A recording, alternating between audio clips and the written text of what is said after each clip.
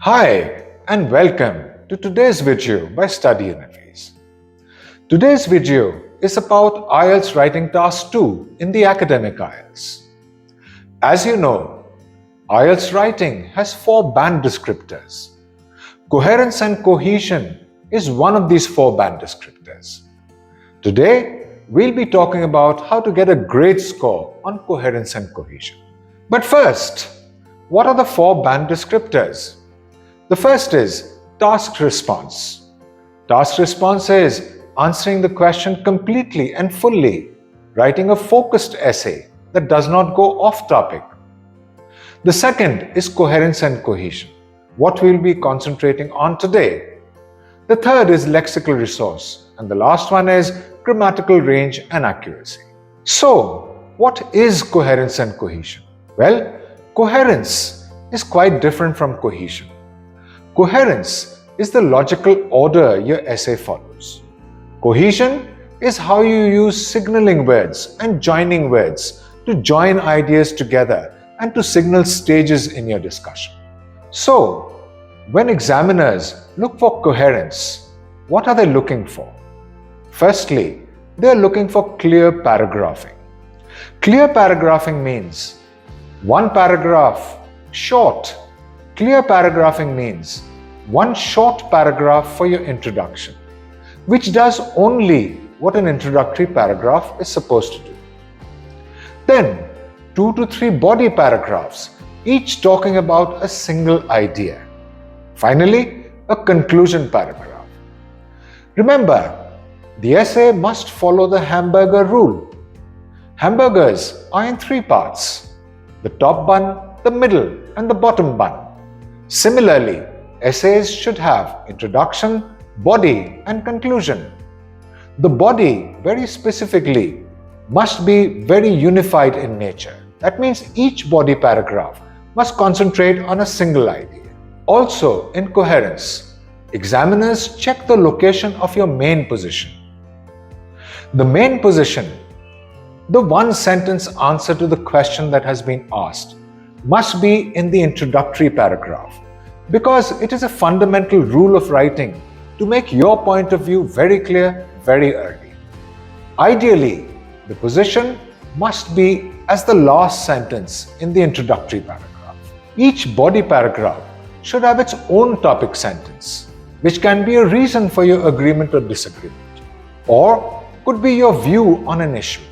The body topic sentence is right on top of each body paragraph and controls the direction the entire body paragraph will take.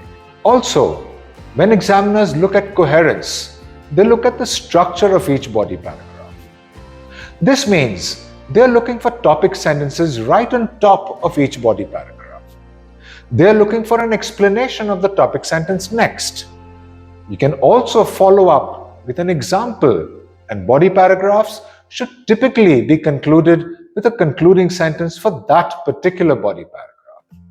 Getting the body paragraph structure right is a very, very important skill and contributes towards your score in coherence. Finally, in coherence, examiners are looking for the structure of the conclusion. The conclusion must summarize the body and repeat your position, though the position must be paraphrased from the one that is in the introduction. End with a concluding statement, which is typically a hope, a recommendation, or a fear. So, this was coherence. To score maximum marks in coherence, follow these rules. Overall, coherence is the logical flow of ideas throughout the essay. On a micro level, whereby each sentence must be linked with the sentence before and after it, and on a macro level, whereby the overall flow of ideas is logical. Next, let's talk about cohesion. As we learnt earlier, cohesion is 2 things. Firstly, it's signaling words, and secondly, it's joining words. So, what are signaling words?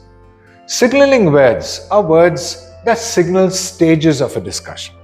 For example, in the introduction, just before you state your position, writing the words "in my opinion" sends a signal to the examiner that this is your position. Starting each body paragraph with words like firstly or my first reason, or secondly, another reason, or finally, or perhaps my strongest reason, signals the start of a phase of the discussion. So start each body paragraph with signaling words like this. Finally, at the beginning of your conclusion, use a word like does. This signals that you are wrapping up your discussion. Cohesion is also joining words. These are typically conjunctions, coordinate or subordinate conjunctions. Words like though, even though, despite, that signal a transition of concession. Words like because, therefore, that signal a cause and effect. Words like moreover and furthermore, that signal added and related ideas, are words that you should use judiciously. However, do not overuse them. Do not draw attention to the fact that you have used these words. That will lose your marks. Thanks for watching this video. For more insightful videos like this, like, share and subscribe. To get your IELTS or study abroad plans on track, register at studyuniphase.io.